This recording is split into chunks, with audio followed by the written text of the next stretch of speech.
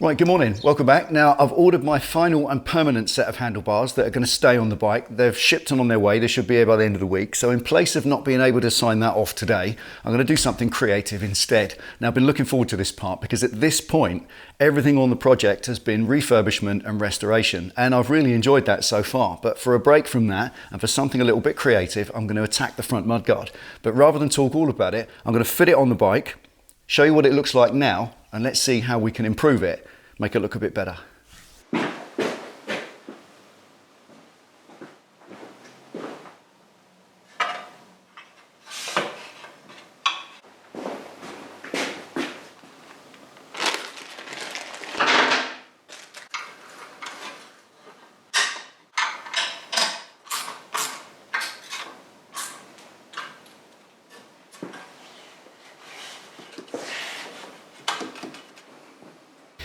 Right, a clear and obvious problem, I think you'll agree. That mudguard's far too high above the tyre. It's normally 1.5 inches as standard, and I think that's too much anyway, but I've made it worse with a low profile tyre. So now it's 2 inches, and I've got to do something about it. Now, I want about 1 inch of clearance. That's for debris to clear through safely. You don't want to make it too close. And the easiest way to achieve that is to cut and shut the bracket that holds it. But the bracket in question here is not just a mudguard mount, it's also the fork brace, so it needs to be strong. So rather than just cut it, lob out some metal and butt weld it, that would be making it weaker. What I'm going to do instead is cut it and drop the excess metal down the inside and then plug weld it and seam weld it round to make it stronger. So today the aim is to snug my mudguard down onto the tyre and at the same time strengthen up the fork brace as well.